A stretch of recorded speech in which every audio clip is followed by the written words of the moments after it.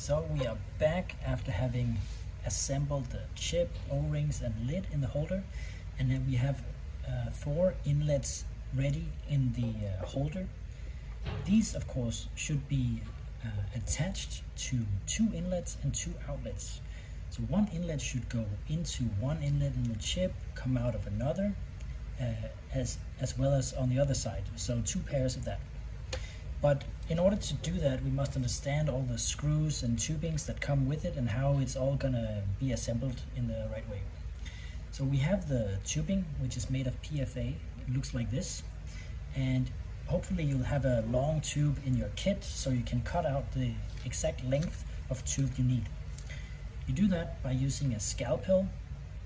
It's very tempting sometimes to use a pair of scissors, but you actually want the very edge of this tube to be very flat on the end.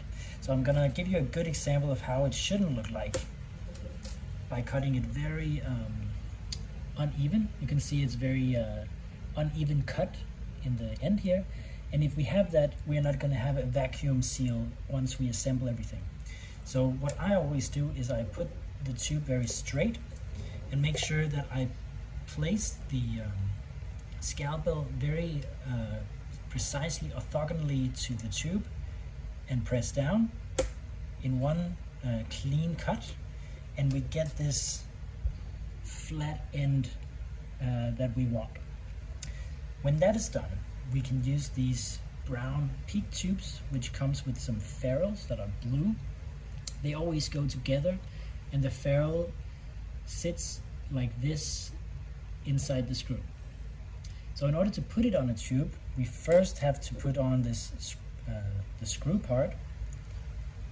Then the ferrule has to be squeezed down on top of the tube, and this can actually be a little bit hard if you've used the ferrules before. They've grown quite tight, so we may have to push against the table or get a good hold on it otherwise, so we can really squeeze it down. And you can see the tube has come all the way to the edge of the ferrule, and those two need to be flush.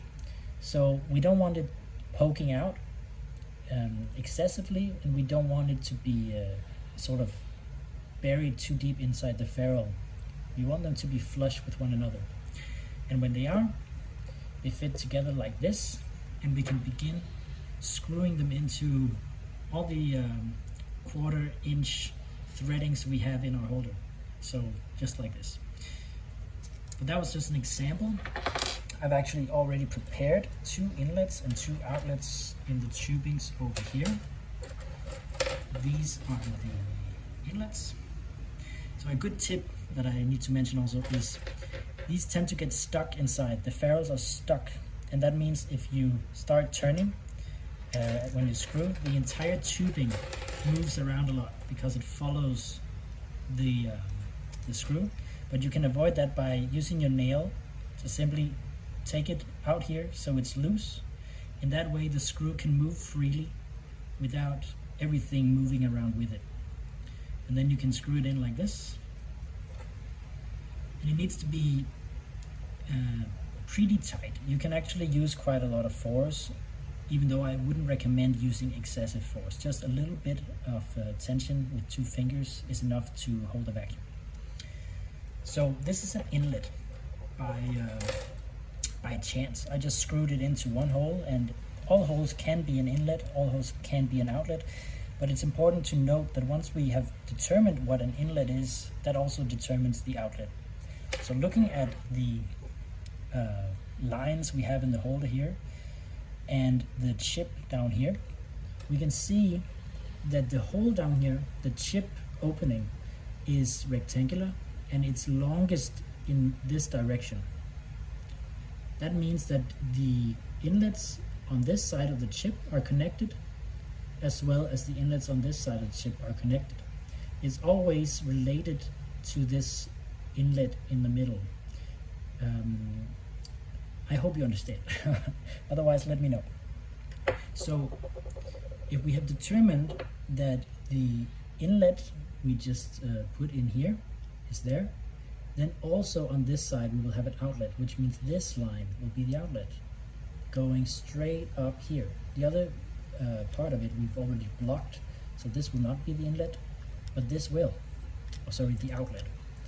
That means we can screw in the outlet tubes here. I'll do the trick again by loosening these, so it's easy to screw in. And the outlet is now attached here. Now technically we can start flowing through the chip now, because only one inlet and outlet is activated, and the flow through the nanochannels to the other side is very small. So it'll be a long time before we actually see some leakage to the other side. So in principle we can stop here, but I like to keep the setup always symmetric, because that gives the most even balance of pressures in the channel, which means I take the other side, I pick a random one of the leftover inlets and chooses that that's an inlet, and finally I take the last outlet, which can only be here, and put that in, if I can. There we go. So now we have the two inlets, and as you can see, one of these is attached to each of the inlets. I have two of them here. And what these are connections that will fit with a syringe.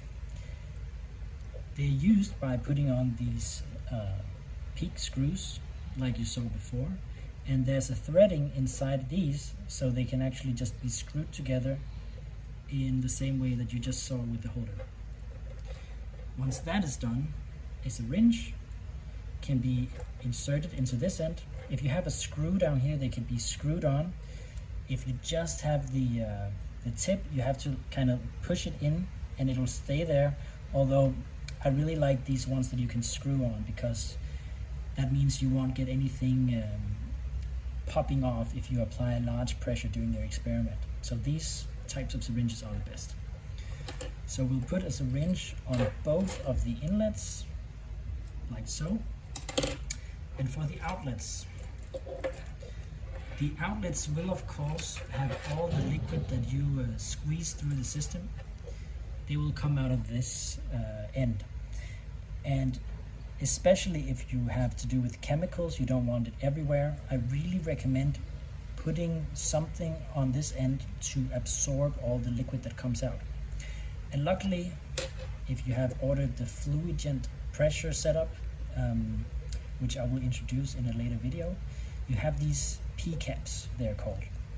These are really used to apply a tube into a liquid, and from this tip right here you can apply a pressure which will drive a flow through the tube, pressure based. But you can also use them as outlets, because they are really quite neat in the way that you can set up a tube with an extra bit of tube sticking out here, put it into these Eppendorf tubes, screw in the screw, and now you have a reservoir that's just gonna pick up all the liquid that you're gonna send through. And you can leave them lying or leave them hanging. It's best if you have a lot of liquid, it will start coming out through this hole. But for picking up small droplets, you can leave it lying or hanging in any way to just pick up this excess liquid. And of course, you need them on both outlets, like so.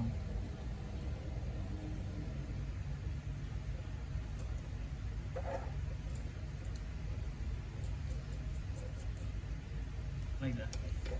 So, now you have, if we can separate everything here, now we have the inlet side controlled by syringes over here, and we have the outlet side that's gonna feed into these Eppendorf tubes over here. And you can fill the syringes with a liquid or two liquids, and you can start your experiment.